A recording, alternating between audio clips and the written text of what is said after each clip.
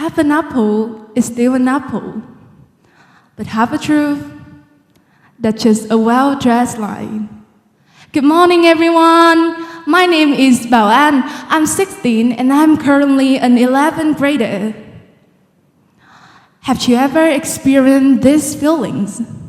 Like when you are just chilling and suddenly a headline about someone you actually like pops up and ruins your whole day. You felt like you knew them, but now one viral post makes you feel like a fool for ever trusting them. It's just straight up disappointing, right? I have. Not long ago, a scandal broke out about an artist I truly admired, and the reasons looked pretty convincing. I was so upset that I didn't even bother waiting for their size. I just went along with what everyone was saying. I even posted about how disappointed I was, thinking I was being morally right.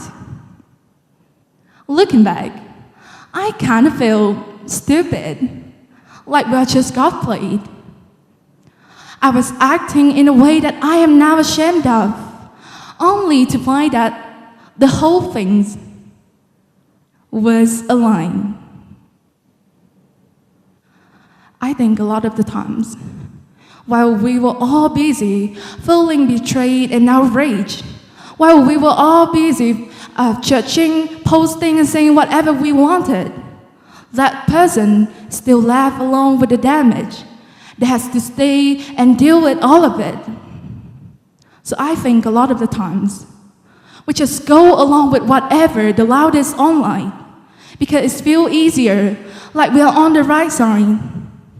But when everything's died down, that person is still left with the damage.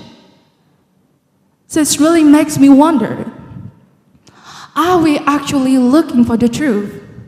Or are we just following the crowd?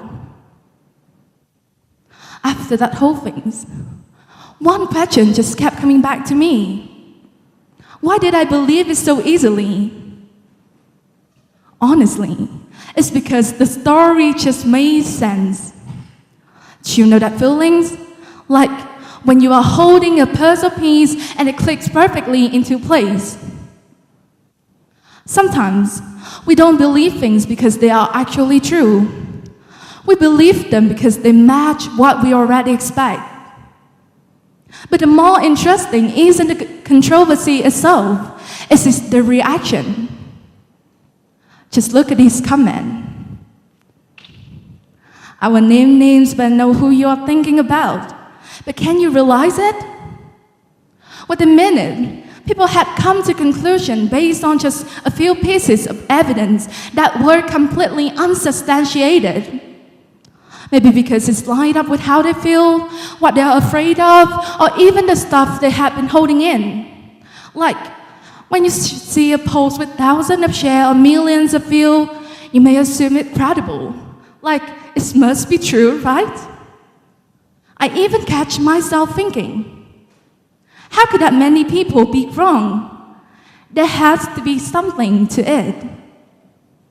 And that's when popularity starts to feel like proof.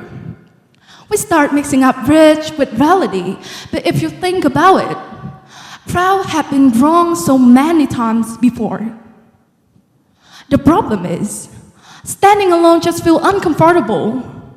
Questioning what everyone else believes feels risky. So instead of slowing down and actually thinking, we just go along with it. And sometimes, belonging feels safer than being right. But that kind of thinking can lead us down a pretty bad path. There's this feeling that's worldly addictive. The feeling of being morally right. When I shared that post or when I left that hateful comment, I didn't feel like a bully at all. I felt like I was doing the right things, like I was on the right side, like I was the one who judging and punishing someone imperfect. By putting them down, I felt lifted up, and it gave me this fake sense of satisfaction. At least, I am better than them. In real life, if you actually pick up a stone and throw it at someone, you would see the damage, you would see their reaction, and you would feel it. But on social media, we throw a stone with a like or share or comments and then just move on with our life. And that is the scariest part of anonymity. We don't have to face the damage we cause. But what happened when the truth finally comes out?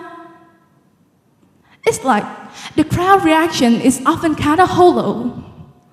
Someone just brush off the truth to keep the drama going, saying things like, even if it is not true, there has to be something wrong with them for people to say all that. Others just switch up instantly, acting like they were never part of it. Like, oh, I'm so glad that they're innocent. But between the one who dismissed it and the one who faked relief, how many actually stop and feel guilty? How many may realize that they might have hurt a person just by being careless? The crowd moves on, but that person doesn't. Their life doesn't just reset like a timeline. Everything may calm down online, but the impact is still there. And yes, the truth can clear someone's name, but it doesn't really give their peace of mind back after feeling like the whole world was against them. So after everything, I realized one thing pretty simple. The truth isn't what you see first. It is what you choose to look for. I used to be really quick to share my opinions. I always want to prove that I was on the right side, but I was so focused on being right that I forgot there was another person on the other side of the screen. Someone just like me. So now, when a big story comes out, I try to do things differently. I wait, because I know that I don't see everything clearly, and honestly, none of us do. So instead of just jumping into conclusions, I wait. I try to read different perspectives, even the one that I don't agree with. I try to look at the whole picture, not just the part that fit how I feel. And yet, it can feel a little bit weird at first, like we are missing out while everyone is talking. But at the same time, I feel lighter. I don't feel that pressure to judge anybody anymore. And it's like I've stopped trying to be right all the time and just let myself think. So next time, if you are about to hit a share on something seems a little too perfect, just pause for a second. Give yourself that moment and ask yourself, is this actually the truth? Or is it just another echo?